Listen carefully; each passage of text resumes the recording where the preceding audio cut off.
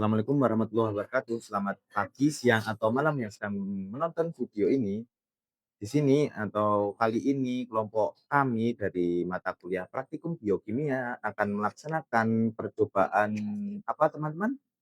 Fermentasi ragi.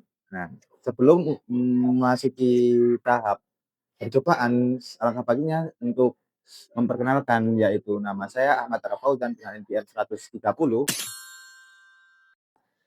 Saya Yunita Septiani dengan NPM 86. Saya Arlina Citra Fiona dengan NPM belakang 09. Saya Awandayan Arasi dengan NPM akhir 120. Saya Citra Novitasari dengan NPM akhir 106. Saya Revaliana Gita Dwi Astuti dengan NPM akhir 089.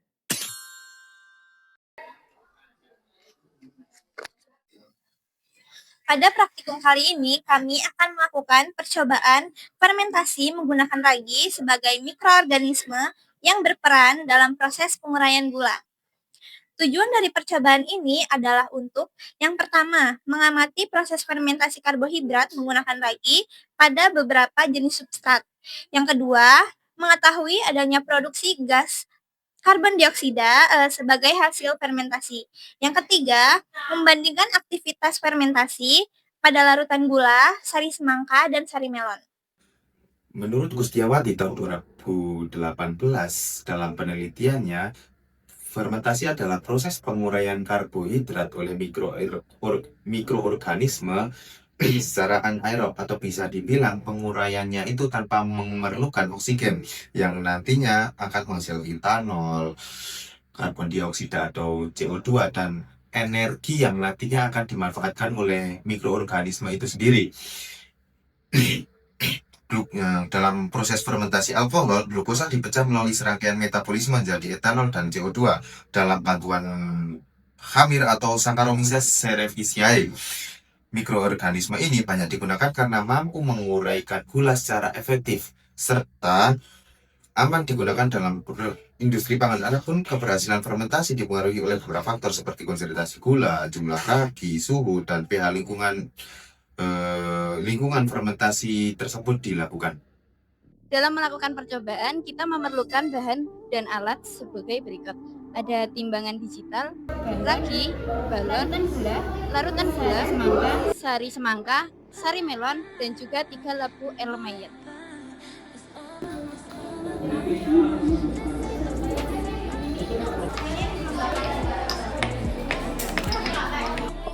Pertama, kita haluskan buah terlebih dahulu untuk mendapatkan sari buahnya. Dari lebar D dan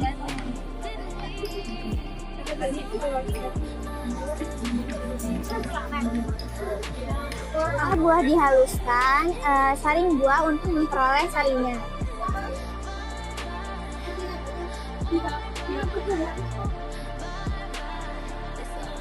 Panaskan air hingga suhu 40 derajat Celcius.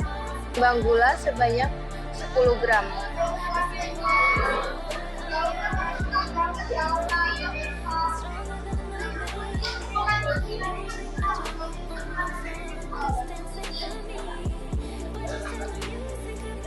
Ketika suhu mencapai 40 derajat, lalu tuang sebanyak 50 ml. Buat larutan gula sebanyak 50 ml.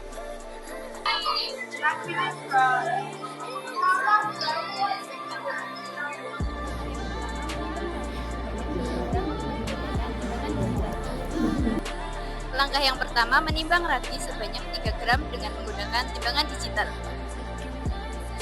Langkah selanjutnya, masukkan ragi ke dalam balon. Langkah selanjutnya, memasukkan ragi yang sudah ada di dalam balon ke dalam labu Erlenmeyer. Tuangkan ragi dan kocok labu Erlenmeyer supaya larutan menjadi homogen.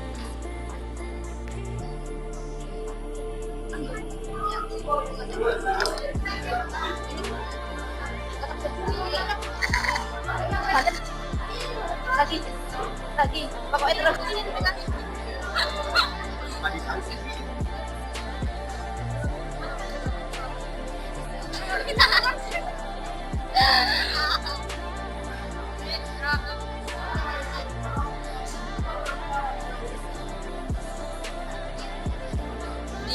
larutan hingga balon mengembang.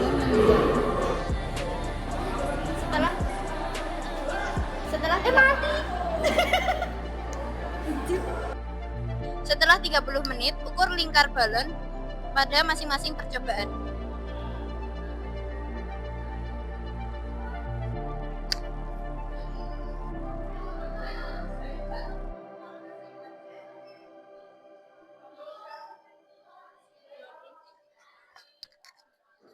Jangan lupa catat di lembar pengamatan.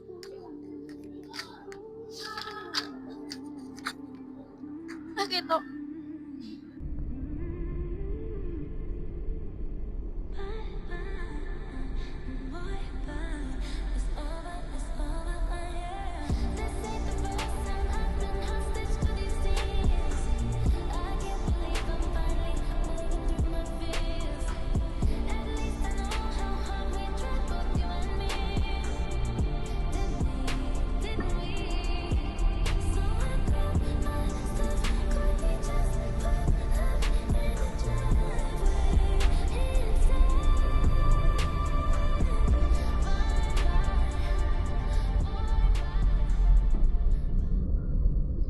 Dari praktikum yang telah dilakukan, kita dapat melihat bahwa balon mengembang dan muncul buih terjadi karena adanya gas CO2 yang dihasilkan selama proses fermentasi berlangsung. Ragi memecah glukosa dari substrat melalui glikolisis menjadi pirufat. Kemudian, dalam kondisi anaerob, pirufat mengalami dekarboksilasi menghasilkan etanol dan gas CO2. Kemudian, gas CO2 tersebut terakumulasi dan terdorong masuk ke dalam balon sehingga balon mengembang. Sementara gelembung-gelembung CO2 yang melewati cairan substrat terperangkap dan tergenggan permukaan larutan sehingga membentuk buih. Peningkatan buih dari plus menjadi 3 plus serta perbedaan diameter balon antar sampel menunjukkan bahwa intensitas fermentasi dipengaruhi oleh kandungan dan jenis glukosa dalam substrat. Dari praktikum yang telah dilakukan, terbukti bahwa glukosa pada sari melon lebih tinggi untuk mengaktifkan ragi dan lebih optimal untuk mengembangkan balon menjadi lebih besar.